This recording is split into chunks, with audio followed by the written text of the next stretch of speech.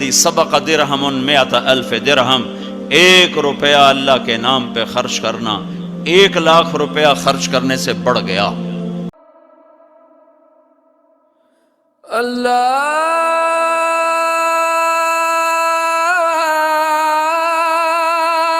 اکبر، اللہ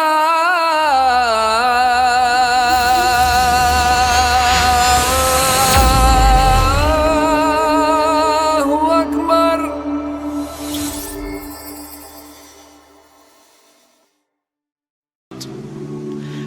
خذ من اموالہم صدقۃ تطہرہم بہا وتزکیہم وصلی علیہم، کہ اللہ تعالیٰ ہمیں کہتا ہے کہ میرے نبی پہ درود پڑھو، فرشتوں سے کہتا ہے میرے نبی پہ درود پڑھو، اور خود بھی کہتا ہے کہ میں اپنے نبی پر درود بھیجتا ہوں۔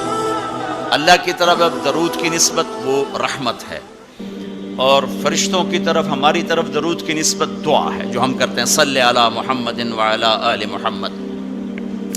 تو اللہ تعالیٰ نے ہمیں آپ کو، پوری دنیا کے اہل ایمان کو، فرشتوں کو حکم دیا کہ میرے نبی پر درود پڑھو، اور خود بھی پڑھتا ہے، ان اللہ وملائکتہ یصلون علی النبی۔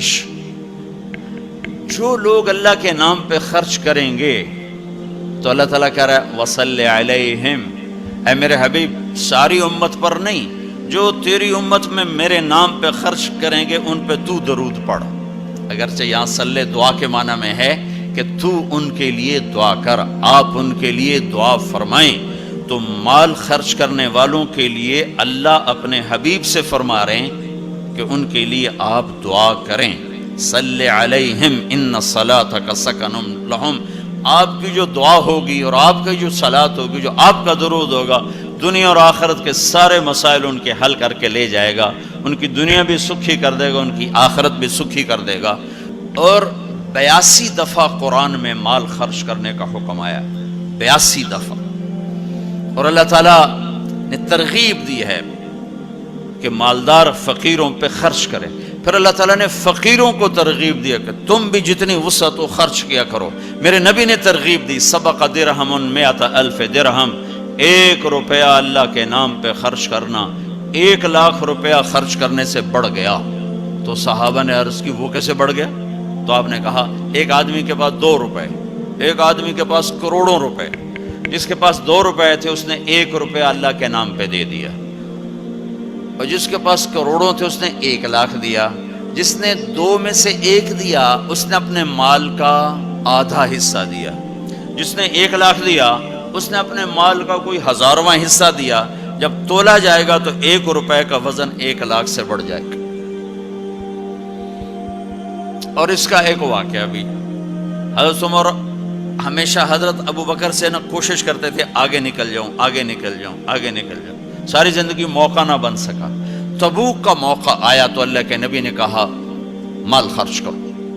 عثمان رضی اللہ تعالیٰ نے 10,000 لشکر کا سارا سامان تیار کیا، ان کی سواریاں، ان کا راشن کے لیے تھیلوں کو بند کرنے کے لیے دھاگے تک اپنے گھر سے دیے، اور 300 دینار اوپر دیے۔ تو اللہ کے نبی کی جھولی میں وہ 300 دینار پڑے تھے یوں، اور آپ ان دیناروں کو اٹھا کے یوں فرما رہے تھے ما علی عثمان اللہ یعمل بعدا، عثمان آج کے بعد کچھ بھی نہ کرے تو جنت واجب ہوگی۔ تو عمر کہنے لگے آج میں ابو بکر کو کاٹ سکتا ہوں، آج میں اس سے آگے نکل سکتا ہوں کہ وہ آج کل غریب ہے، میں مالدار ہوں، تو وہ تھوڑا لائے گا میں زیادہ لاؤں گا تو میں بڑھ جاؤں گا۔ لہٰذا انہوں نے اپنے مال کا آدھا حصہ، آدھا گھر میں رکھا اور آدھا لے کر آئے۔ ابو بکر نے جھاڑو پھیر دیا، جو کچھ تھا وہ سارا سمیٹ کے لے آئے۔ جب دونوں پراپرٹی سامنے رکھی گئیں تو حضرت عمر کی بہت زیادہ نظر آ رہی، ابو بکر کی بہت تھوڑی نظر آ رہی۔ لہٰذا حضرت عمر بڑے اطمینان میں کھڑے کہ آج جیت خطاب کے بیٹے کی ہے۔ میں قربان جاؤں، اللہ رسول تو جانتے ہیں کہ کون کیا کر کے آیا ہے، تو میرے نبی نے سوال ہی بدل دیا جو اس موقع کا سوال ہی نہیں۔ کوئی آدمی مسجد میں چندہ دینے جائے، مدرسے میں چندہ دینے جائے، کہا جی مول صاحب یہ 1 لاکھ روپیہ ہے مدرسے کے لیے، مسجد کے لیے۔ آگے مولوی صاحب کہیں پیچھے کتنے پڑے ہوئے ہیں، تو کہے گا یہ بھی واپس کرو، میں تو تھوڑی نیت جو کوئی چکر لگتا ہے کہ تسی ٹھیکیدار ہو، مگر علی شاید ابھی پیچھے کتنے پین. یہ موقع کا سوال ہے ہی نہیں. مولوی صاحب کو چاہیے جی جزاک اللہ یہ لیجئے رسید، بسم اللہ، پھر بھی موقع آئے تو دیتے رہیں. تو میرے نبی نے پوچھنا یہ تھا ابو بکر کتنا لائے ہو، عمر کتنا لائے ہو، اور یہی اس موقع کا سوال ہے. لیکن اللہ رسول جانتے ہیں کہ کس کے مال میں وزن زیادہ ہے، تو میرے نبی نے سوال بدل دیا، فرمایا عمر ما خلفت. واہ واہ، عمر پیچھے کیا چھوڑ کے آئے ہو؟ تو حضرت عمر تو وہیں دھڑم ہو گئے گا، با میں گیا. سوال سے ہی وہ پتہ چلے گا، با میری کلی اڑ گئی وکٹ. عمر ما خلفت یا ما ترکت لأہلک، یہ دونوں الفاظ ہیں. پیچھے گھر والوں کے لیے کیا چھوڑا؟ تو پہلے حضرت عمر بڑے جوش میں کھڑے تھے، پھر ایک دم ڈھیلے ہو گئے. کہنے با جی آدھا چھوڑا ہے آدھا لایا. پھر آپ نے کہا ابا بکر ما خلفت یا ما ترکت لأہلک، ابو بکر تو پیچھے چھوڑ کے کیا آیا، بچوں کے لیے کیا چھوڑ کے آیا؟ تو انہوں نے کہا ترکت اللہ ورسول، میں تو اللہ اس کے رسول کو چھوڑ کے آیا ہوں، باقی سب کچھ لے آیا.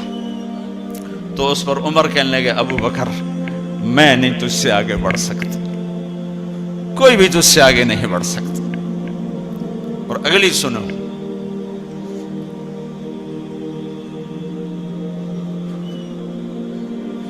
اپنے کپڑے بھی دے دیے اور ایک ٹاٹ تھا وہ پہن کر اس کو کانٹوں سے سی لیا.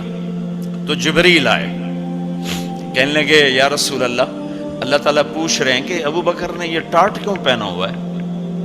تو آپ نے کہا کہ ابو بکر نے سارا کچھ اللہ اس کے رسول پہ لگا دیا ہے اس لیے یہ پہنا ہوا ہے. تو کہا یا رسول اللہ، اللہ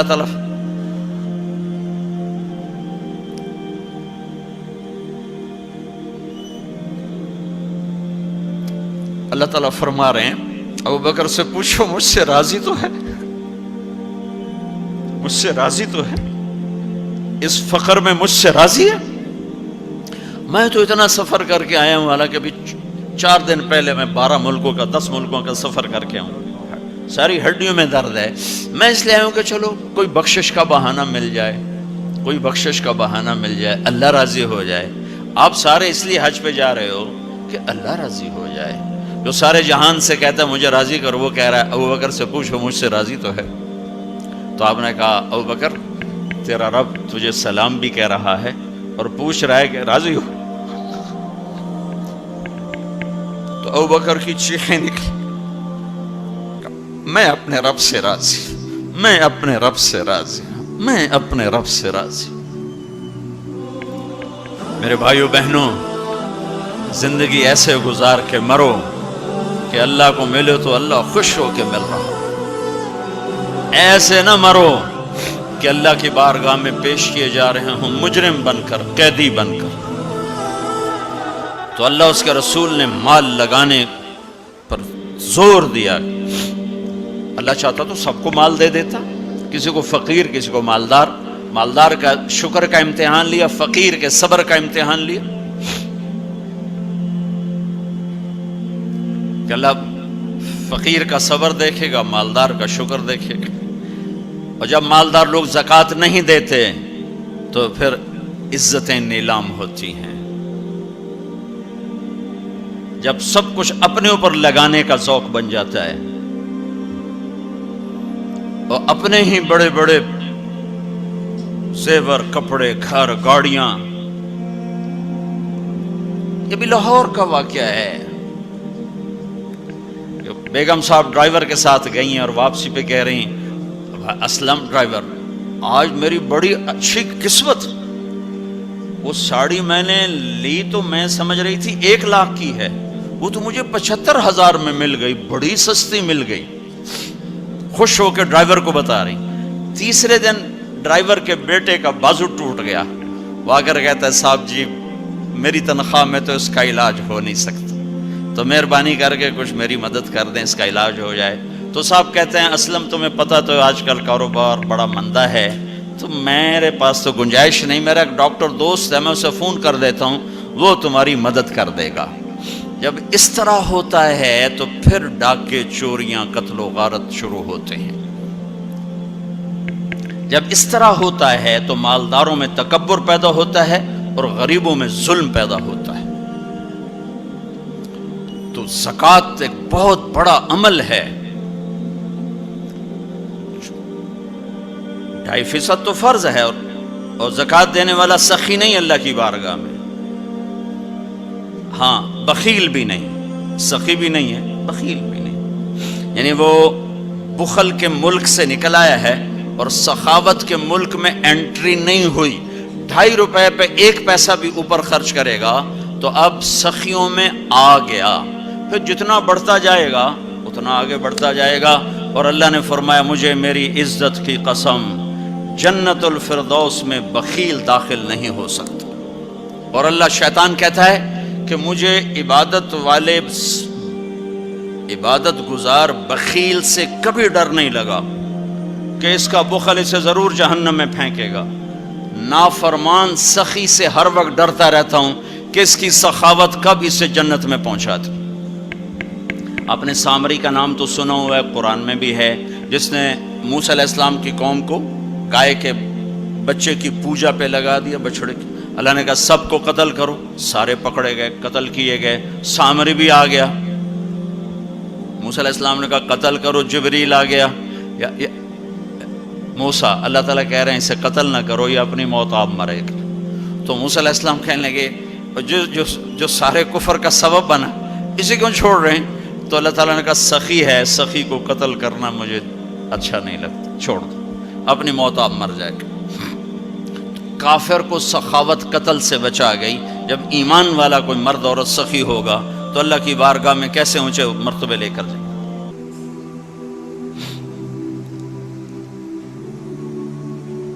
تو اپنے اوپر خرچ کرو وسعت کے مطابق، اللہ نے روکا نہیں ہے، منع نہیں کیا ہے، منع نہیں کیا ہے، لیکن غریب کو بھی یاد کرو۔ زکوٰۃ کو فرض قرار دیا اور آپ نے فرمایا جس نے مزدور سے کام لیا اور اس کو مزدوری نہ دی، یہ تمہارے کراچی میں ہر وقت ہو رہا ہے، ہر جگہ ہو رہا ہے، جتنا بڑا کوئی طاقتور ہے اتنا وہ اپنے نوکروں پر ظالم بھی ہے، جابر بھی ہے، اور ان کے حقوق بھی مارتا ہے، چون فریاد ہی نہیں کر سکتا۔ میرا پنجاب کا زمیندارہ ماحول سارا ایسا ہی۔ تو آپ نے فرمایا جس نے مزدور سے کام لیا اور اسے موقع پہ تنخواہ نہ دی اور اس کے پیسے مار لیے، تو اس مزدور کا قیامت کے دن میں وکیل بنوں گا، میں اس کا کیس لڑوں گا، اور جس کا کیس میرے نبی نے لے لیا پھر اگلا کوئی بچ کے جا سکتا ہے کہیں؟ مزدور کا پسینہ خشک ہونے سے پہلے اس کے ہاتھ میں پیسے پکڑا دو۔ پھر مزدور سے فرمایا، یہ دونوں طرف کا خوبصورت، کیا دین خوبصورت ہے، کہ جو اپنے نوکر کی، جو اپنے مالک کی نوکری بھی پوری دیانتداری سے کرے اور اللہ کی بندگی بھی دیانتداری سے کرے تو اسے ہر کام پہ دگنا اجر ملے گا، دگنا۔ یعنی میں ایک نماز پڑھتا ہوں، میری 10 ہیں، اس کی 20 ہوں گی۔ میں ایک روزہ رکھتا ہوں، میرا 1 ہے، اس کے 2 ہوں گے۔ میں ایک قرآن ختم کرتا ہوں، میرا 1 ہے، اس کے 2 ہوں گے۔ ایک طرف اپنے مالک کے ساتھ دیانتداری سے نوکری کر رہا ہے اور ایک طرف اپنے اللہ کے ساتھ دیانتداری سے بندگی کر رہا ہے، دگنا اجر ہو جائے گا۔ فبأي آلاء ربكما تكذبان